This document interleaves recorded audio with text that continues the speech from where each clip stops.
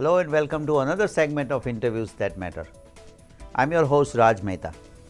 Friends, in this segment we bring those guests who influence our lives.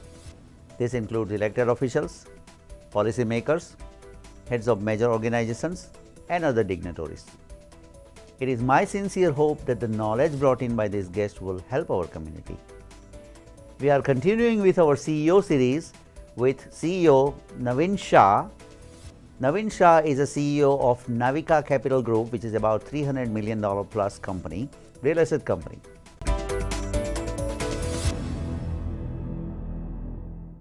Naveenji, welcome to the show, sir. Thank you so much. Thank you for your time today. It's been a pleasure, and thank you for having me in your studio, in your company. It was very nice for me to be part of this event. Well, we have, you are a part of CEO series and you are a CEO for about $350 million company. So we definitely want to grab your mind and your knowledge and your experience for the viewers' benefit. So I appreciate, and I will share my experience of the past, where we are now, and where are we moving forward. It's always a pleasure to share with viewers and yourself. Thank you, thank you. So let's start with your background. Tell us something about yourself. Well, I was born in a small village in India, and grew up and did my undergraduate in accounting back home, and migrated to United States in 1982. Did my CA prior to migrating to USA, and then finished my certified public accounting degree with the State University of New York. Started my accounting practice in 1985 and have been practicing since then.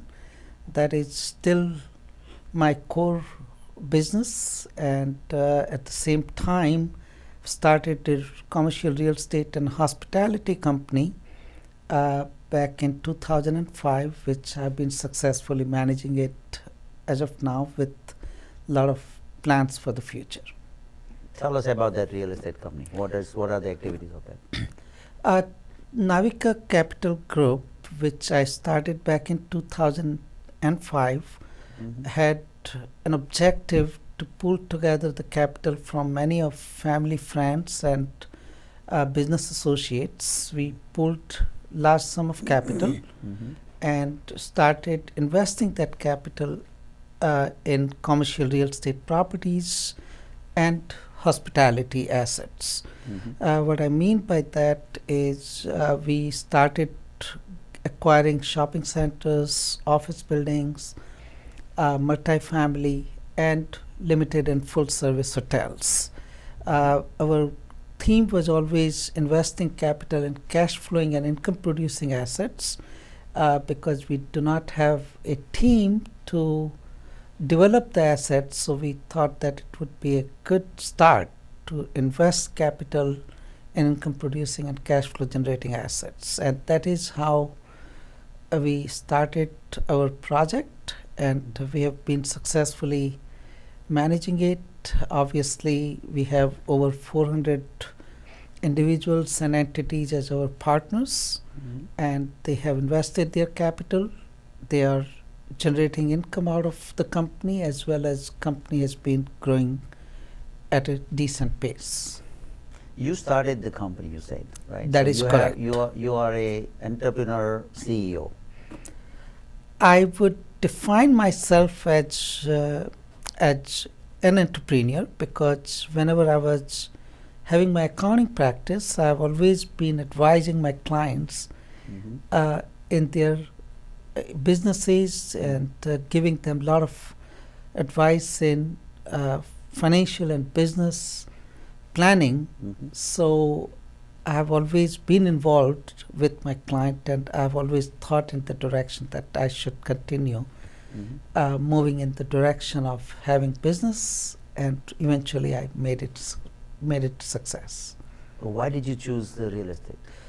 Real estate is practically a very consistent and stable segment of industry.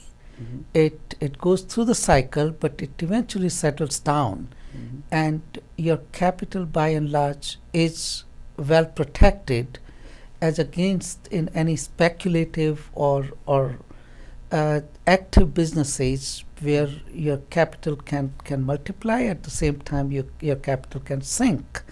And since I was playing and I was working with my partner's capital, I wanted to be very conservative in investing that capital. And that was the reason I made a choice of going into commercial real estate. Okay, so 2005, right? So you have been CEO since 2005, almost 10 years. That is correct. Okay, what it takes to become a CEO? Obviously, when you started, it was different, and now it's very different. Share some experiences. Well, what it takes to become a CEO are two things, which is what I consider are very important element besides many others. But these two elements are extremely important, that you have to have a vision and then you have to have a leadership. Obviously, the talent, the experience, the background, the education, all those are essential component of being a leader, but you can always hire certain talent because you cannot carry all the talent within yourself. So I had a vision and I always had a leadership because I have been involved in advising my clients, and they have considered me as to be their mentor and true business advisor throughout my career. And that is why I decided to lead this company. So you said you have advised your client in a business and they were successful basically. By and large, most of the clients who have followed my advice carefully, because I wouldn't say that every one of them has become successful, but there are all kind of clients. Some are very speculative, some are very aggressive, some are moderate, some are conservative. So I would define that moderate to conservative clients have followed my advice and they have in fact become successful business entrepreneur, and they have been able to manage their business in a very decent manner, and I see them growing in a decent pace. So before we touch on leadership, because I really want to go on that subject, I want to find out the importance of education. Like you had a background in accounting, CPA. So obviously, you know the numbers and you know the money, so that definitely helped you in your, CEO career. What are your thoughts on educational background? Well, education is the foundation to be a leader. You cannot simply be a leader and not have an education. And what I define education is not necessarily that you have to go to a Harvard or Yale or law school to get your education, but you have to be fairly educated and be a street smart personality at the same time. That's what I was asking. So if you combine and blend your street smartness along with the education, you're likely to bring success at a faster pace than otherwise. So I have always seen that without education you cannot be successful, because street smart element is one side of the success, but having education and blending it with street smart brings the success very quickly. And that is what I have valued. I have valued my education, and this industry in particular requires a detailed education of accounting, finance, cash management, and dealing with bankers, because we always leverage our assets, and understanding what bankers looks at it from asset point of view and cash flow point of view, and all the other necessary covenants are very important for you to understand. And you can understand it very quickly if you have an accounting background and the finance background. And that's what I have, which is what is helping me to run this company fairly successfully. Some of the young people, they Take the example of Bill Gates, Steve Jobs. They were dropouts, and they were become billionaires, and they are thinking that education is not that important to be successful. What is your answer to that? Well, I don't think they were not educated. When how, as an example, Bill Gates, when he got an admission in Harvard, he was very intelligent. Mm-hmm. He was educated. It is just that he chose himself to be dropped out, Mm-hmm. not that university kicked him out. Mm-hmm. So there is a difference between dropout and kicked out. Mm-hmm. And I see that these talented individuals and the highly successful entrepreneur, they had the talent, they had the wisdom, they had the knowledge, they had the education. And what they thought, that their level of knowledge and experience and education was far ahead of what they were learning in those schools. Mm-hmm. And that is why they moved a step ahead by not making a choice of continuing to educate themselves and get into the business to start with. Mm-hmm. And that is what I see in their leadership and their success. That and their technical skills was amazing. The technology was evolving at that time, and they brought the technology which was going through the same evolution, and it blended, and they became ultra successful Right in time their at the career. right place.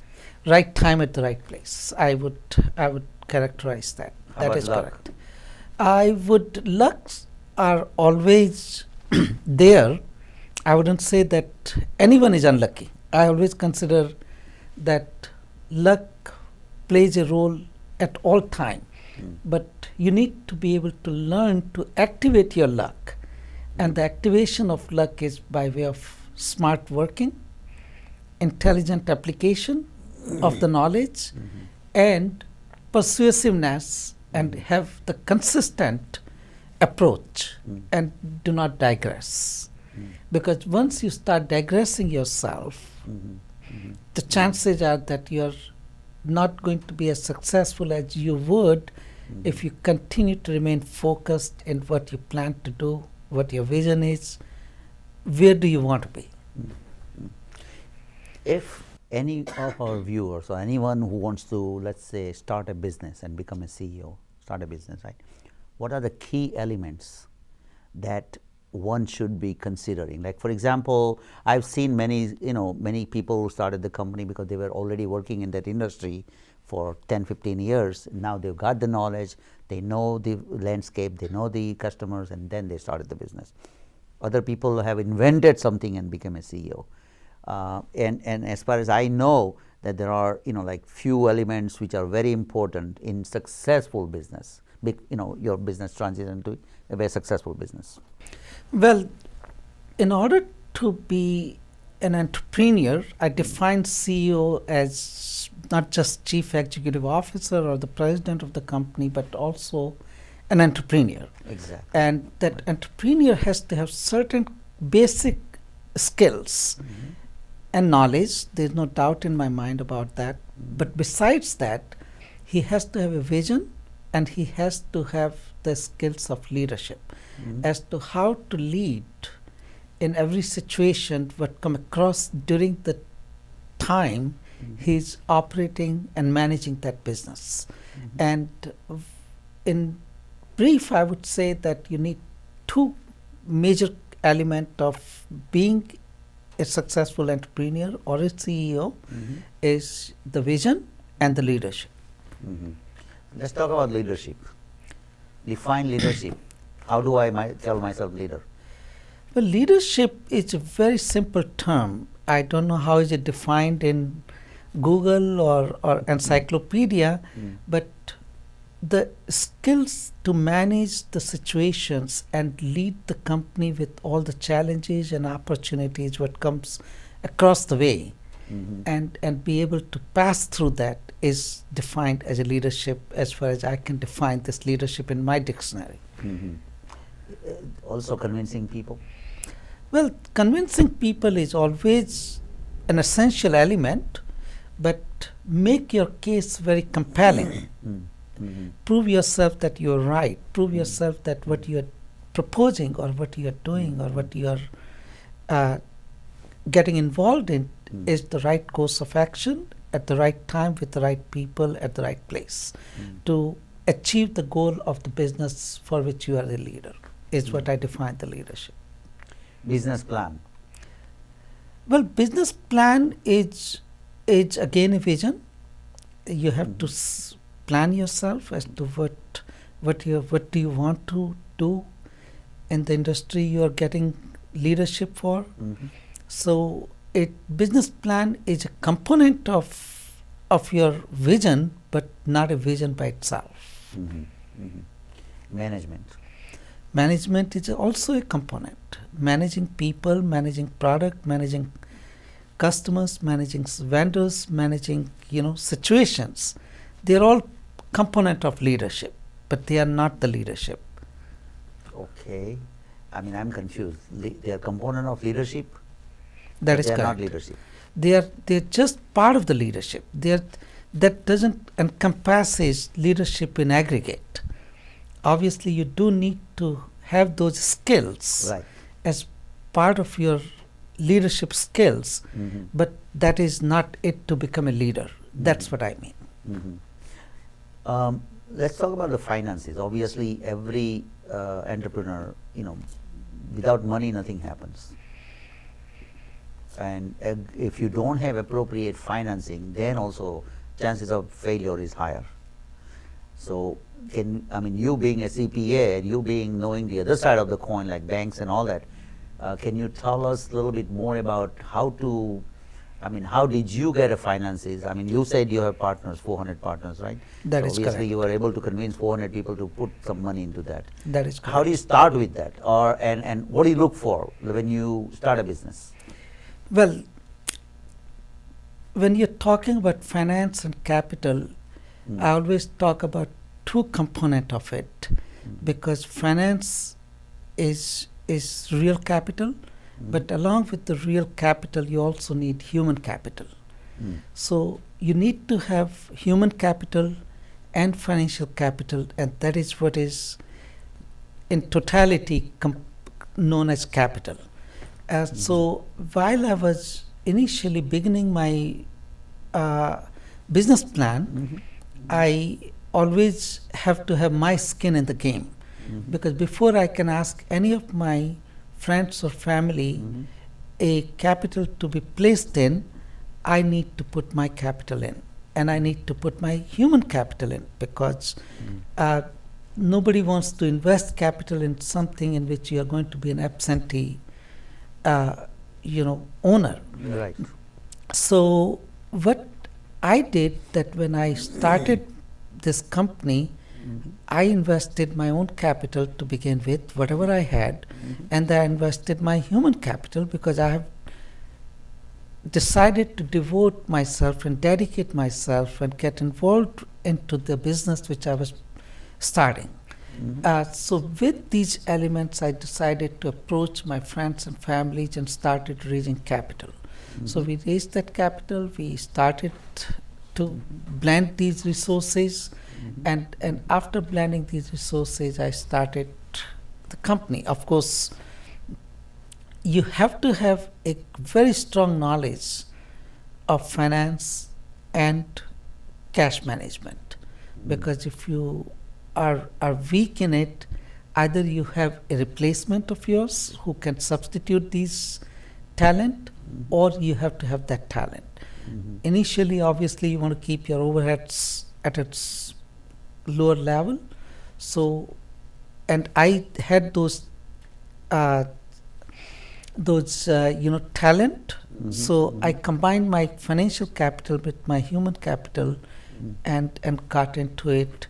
And then people started contributing to the capital, and that was the directions I set it to invest capital into real estate projects. So the first you put your own money. That is you correct. put your own hard work. You then convince other people that here is my money, and here is I am willing to do to work 24 hours a day, whatever it takes. Whatever it takes. Whatever yeah, it takes to make this business successful. And at the end of the day, everybody wants to make money, That is correct. right?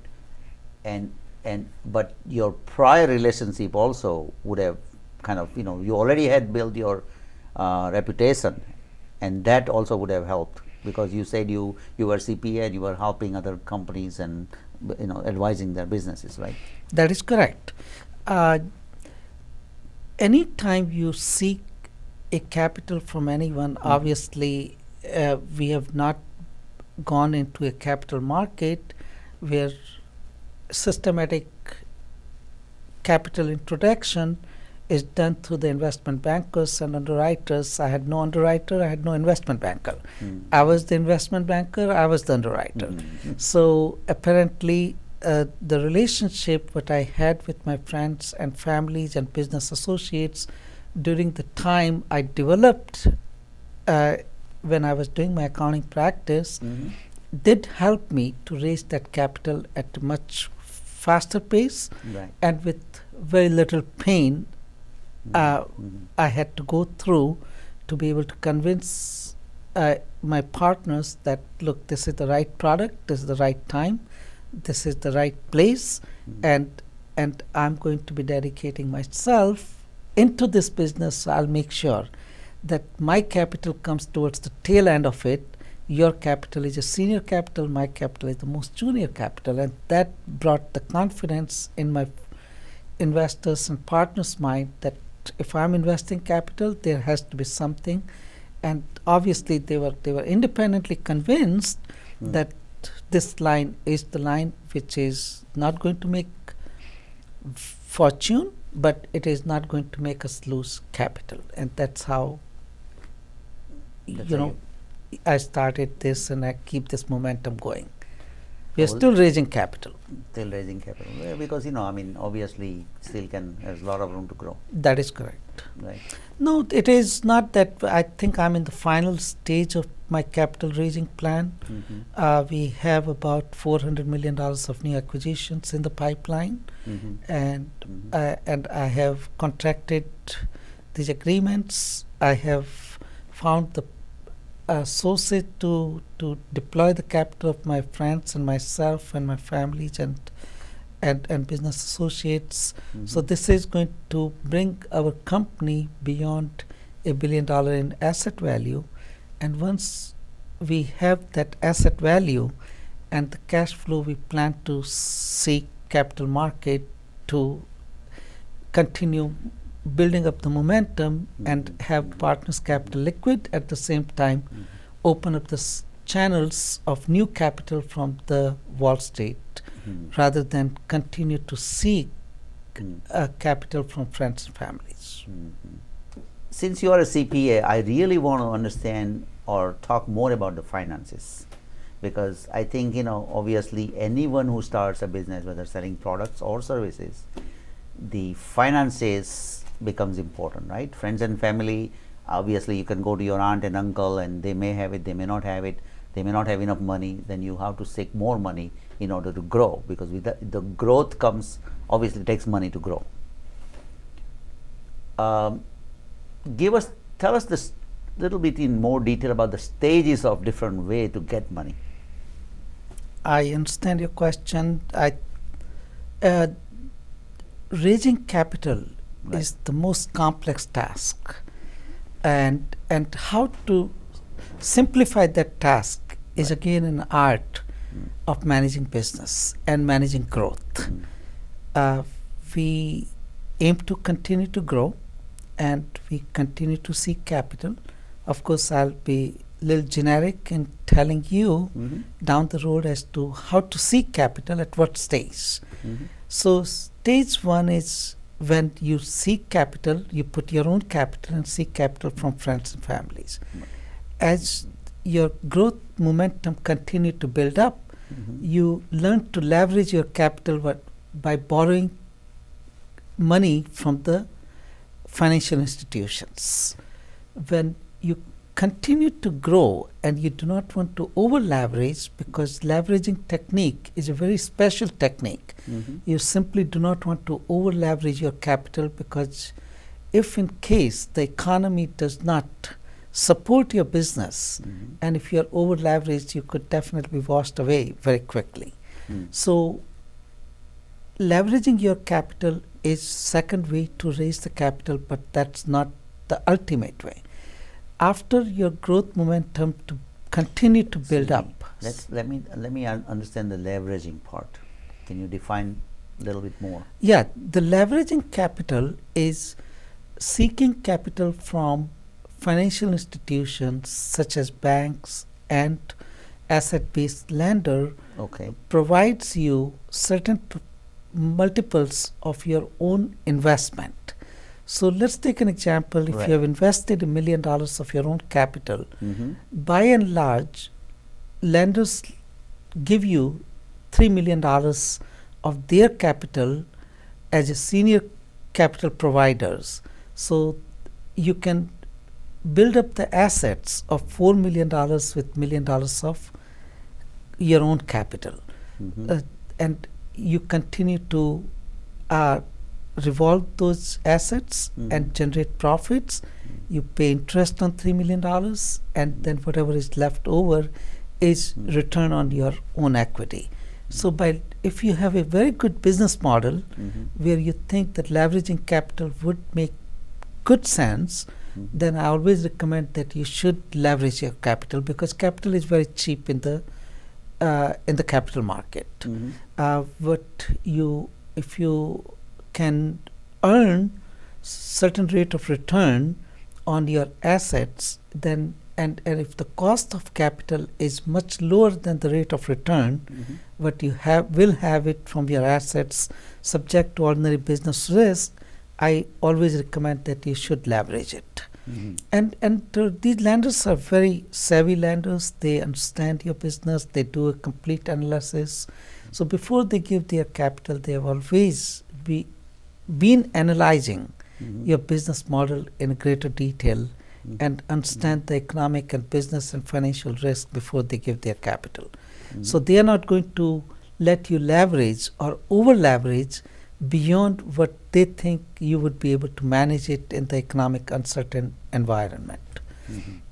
So that's the second step to raise the capital. Now let me interject here. Sure. That let's say, for example, you gave an example that if someone puts $1 million, you can leverage from financial institution $3 million.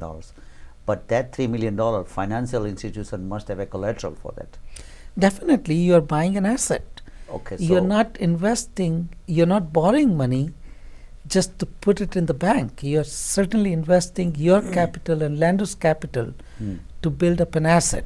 Right. So you have an asset base, and that becomes collateral to support the risk what lender is taking it. So the next step, once your growth momentum continues to stay on, what you do is you go to the institutional capital provider.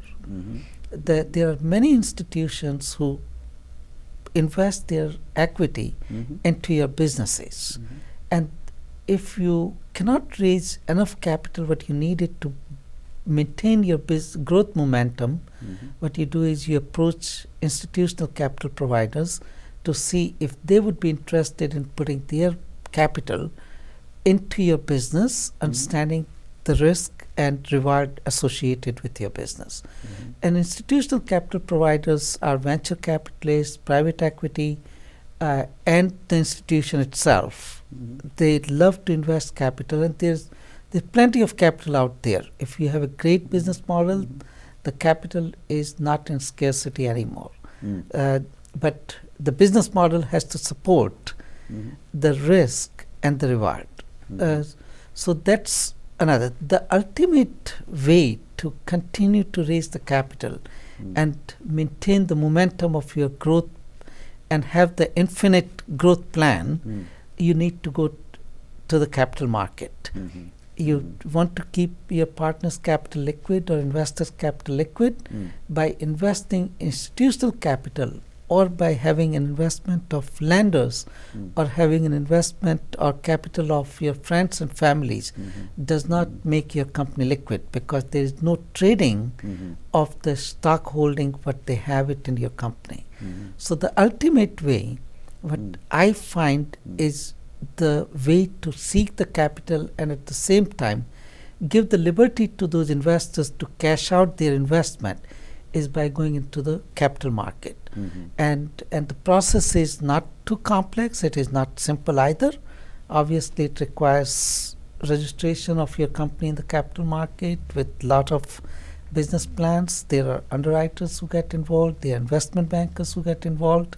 You have to do a lot of road shows to be able to sell your concept of business, and then you find those investors in the capital market who are going to be looking for investment in your company, and at the same time the stocks of your company are trading in the capital market.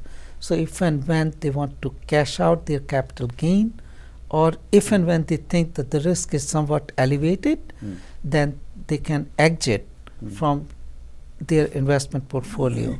And that is how the capital continue to stay and keep coming in the company. And obviously more capital you have, more strength you build it up, because then the vendors invest money in your company, then institutional capital provider invest their capital in your company, and then financial institutions, as I said earlier, by leveraging your capital, invest money in your company. So that opens up the room for growth to the extent you have a business plan for, and your business growth plan becomes a lot easier than just having a limited growth with limited capital potential. So in this whole mix, you have to be surrounded by people, good people, and I call it like, you form a board of your company who are kind of advisors who can guide you. What is the significance of board? Like, for example, CEO, you cannot do everything yourself. A person cannot do everything, right? They have to be able to delegate to their employees, their board, like it's all, everything works together. So how do you find the right people to really be on a board? Is there a formula like that, or is there some kind of advice that you may have? Let me say that in order to make your company successful, right, you need to have two components. One is the corporate governance, that you have business ethics, you have business policies, you have set rule of principles surrounded by which you are going to govern your business. And at the same time, you have to have the talent, the executive board. There are two board, which is what we have it in our company. One is the executive board who get involved in decision making process, because the board is generally not involved in doing the things, but they set the direction of the company, they set the plan, they help you to execute the plans, they help you to set the direction of the company. So executive board, and then we have an advisory board, and the advisory board, what they do is they guide to the executive board, because advisory board is comprised of talented group of individuals from various industries, various educational field, etc., and they are the one who guide the executive board, who in turn guide to the operation team, and operation team is comprised of the officers and employees of the company, senior employees of the company. So if you look at the hierarchy of management, there is a shareholders, after that there are executive board, advisory board, and then there are various committees, and then there are various operation team members. So the operation team members are the ultimate responsible individuals for execution of the plan set by the executive board, which in turn has been advised by the advisory boards. And obviously I consider myself as part of the operation team, because I'm full-time employed by the company. I'm the CEO of the company, so I create my own team of other professionals in the company, such as chief financial officer, the attorneys, chief compliance officer, the director of capital improvement, and many other individuals in similar capacities who are an essential part of day-to-day operations of the business. Tell us about what is a typical day look like? Like you travel a lot. I used to travel a lot. It's been gradually diminishing as we are growing with our operation team. And operation and compliance team is looking after the assets which we have it in the country. Our investment theory is geographically we are well diversified. We are currently having our presence in about 18 states, and we'll be adding 4 more states once we close $400 million of transactions. So our day it starts with morning at 9:30, which is the time I give it to myself for 20 minutes to plan my day. Oh, okay. And after that I plan my activities, because once I plan my days, I work on planning my activities, and that's where I get my team involved, operation team, not the executive team. And operation team, so then at that point we start delegating and set the goal for the day and for the week to execute certain tasks. And obviously part of the team is always the compliance officer, the chief financial officer, the attorneys, the director of capital improvement, and regional director of operations. They all get involved, and that's how the day flows through. And then obviously there are a lot of activities which takes place, because what you plan is not necessarily what happens during the day, because you get many new activities during the day, many new surprises, and many new challenges, and many new opportunities. So at that time we select as to what is the preference, what is the priority, what is it we need to attend first, and that's how we flow through the day. And at the end of the day, I definitely do make some assessment as to what did I accomplish and what is it I need to accomplish tomorrow. 2005 to 2015, about 10 years, right? What is the most challenges that you have faced in growing your business? The most challenges what I have experienced is twofold. One is, of course, the economic meltdown that started towards the end of 2008, and obviously it's no longer the case. So 2009 through 2012 were kind of difficult year. While our business was still holding well, but the confidence of partners was becoming a challenge. And there were a lot of partners who were calling me to find out exactly how am I doing, whether or not I'm going to be able to hold my business, because our business was relatively new in those years, and we were still getting off the ground. So it was a concern to many of my partners, and that was the biggest challenge I would call.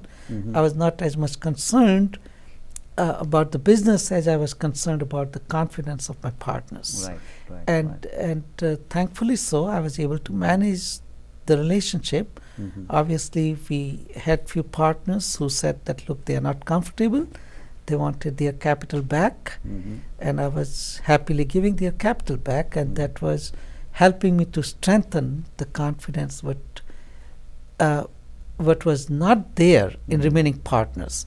So when remaining partners were experiencing that I'm successfully being able to give the capital back to those friends or partners who were not having that level of confidence anymore, the remaining partners continued to build their confidence, and we continued to raise capital after the financial meltdown was over, and we are back to normal pace of our business. And we are hoping this growth is going to continue at least for a while, because the business environment, at least in the United States, is pretty healthy. What is the best lesson you learned? Because I think 2008 to 2012 or 2009 to 12, I mean, there was everywhere, it was global meltdown, really. It was. So it was really not affecting only one particular business, right? And you sailed through the rough waters. what is the lesson that the best lesson you learned that we can tell the viewers? The best lesson in those years was how to manage the challenges. Managing the challenges is what I have learned, because those challenges were somewhat I'd never experienced in the past, which hopefully I'll never experience in the future. So dealing with the lenders, because lenders were concerned with their capital invested in your business. Partners were concerned with their capital invested in the business. Employees were concerned about their stability of the job. Businesses were not holding so well. So having all the challenges, and then of course the expenses were growing because we were getting off the ground. So our expenses were at the same pace, although we tried to control it. But you can only control it so much once you're at the pace of your business. So all these challenges created an opportunity at the same time that there were a lot of assets in the market which were available at a price much below the normal market price of those assets. So when I was able to manage my confidence with my partners and the lenders, I was able to have an access to additional capital, and that additional capital was invested in those underperforming assets at those time at a value which was much below the market value, and it helped us to capitalize the company, at the same time build up the assets. So I see that challenges did occur, but opportunities knocked the door at the same time. But you saw that opportunity in the challenges, right? I mean, that is correct. That's the kind of key component here, because many people, when the challenges come, I mean, they cannot see anything. Well, that's where the leadership, your own confidence works. And we have learned with our past that economic cycles keeps coming in. Not that that was the last cycle, not that we won't see those cycles again, but how to navigate yourself in those economic ups and downs is what is called the skills of managing the business. And that's what I would like to let my viewers know, that economic cycles will always come, ups and downs will always happen in the business, but make sure that you manage your business with the leadership skills what you have, that you are able to navigate through those cycles and come ahead of it when the cycle is back to normal. The cash flow is also important, right? I mean, obviously. Cash flow is always important, whether you manage a personal checkbook or a business checkbook. Cash flow is the key component. The key component. Key component. If you don't know how to manage your checkbook, then you should not be in business. Then you should just be working and not try to be a leader, because in order to be a leader, you have to be able to manage your capital, your cash flow, your checkbook very, very conservatively. You can be very aggressive, but that aggressive can either help you to achieve the target or go beyond the target what you have, but it can also put you back to where you started from. And also, once the damage is done, it's very hard to repair the damage, because certain damages are short term, but certain damages are permanent. And you do not want to have any damage which is permanent in nature. Short term damages, you can always repair it, fix it, come back. But permanent damages are very damaging and devastating at the same time. See, 2009 to 2012, right, in an economic meltdown, cash flow for you also, it would have been difficult to manage the cash flow. As you said, the expenses doesn't go down that much, the income goes down, and then you have to kind of manage it, that how you going to maintain those balances. That's where the technique of leveraging helps. We have never over leveraged our capital. So our cost of capital was very, very low. Okay. And when the cost of capital is low in real estate industry especially, you will be able to navigate your business fairly well unless the business totally collapse. And business did not collapse, it just went through a major downturn because there was an impression that business is collapsing. But everybody was using the facility, everybody was in business, everybody was traveling. It is just that the extent of travel and extent of use of the space went down considerably. And since we were not over leveraged, and our cost of capital was very cheap. So that did help us to manage our business in those crises. I really appreciate your time today and good advice to the viewers. I mean, we have in our community, there are so many entrepreneurs and business people, and certainly everyone has a different, they goes through a different situation and different thing, but there are applicability and there are generalization also that you can really achieve from this advice that you have given. So we do appreciate very much your time today. Well, it's been a pleasure, and I thank you for listening me, and I hope that our viewers share their knowledge, and as much as I'm always there to share my knowledge and experience with anyone and everyone who comes on the way. Thank you so much. Thank you for joining us today. If you have any questions, comments, you can email me at rajmitv@gmail.com. That's again rajmitv@gmail.com. You can also watch our shows on YouTube at youtube.com/Infosys International. That's again youtube.com/Infosys International. We'll continue our CEO series next week on Friday, same time, same place. We'll see you. Thank you.